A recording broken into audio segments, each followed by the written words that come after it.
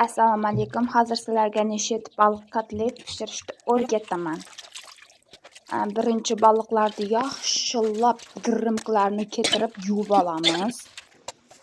Yaxshilab deganim 2-3 marta yuvish kerak deganim. Bir marta yuvsang girrimklar qolib ketadi. Shunday yuvib bo'lgandan keyin maydalab to'g'raymiz, tag'in blenderga sovoramiz.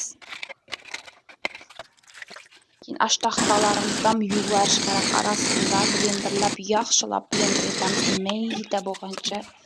Qayta ko'ramiz, maydalanmasa yana qayta blenderlaymiz. Arasida non qo'shamiz.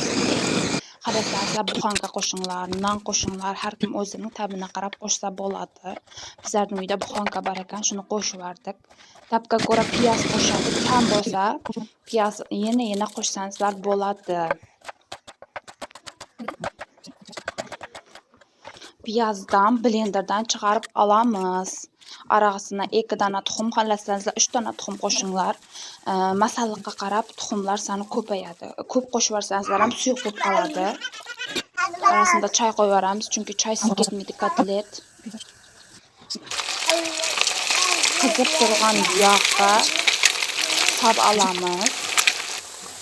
Orqasini qizartirib, bittasidan olaversangizlar bo'ladi talinkaga. İçi pişadi, hech qo'rqmanglar. Soshni etib, soshni bo'lib chiqadi. Ustini piyozlar to'rab yesangiz bo'ladi, yoqimli ishtaha.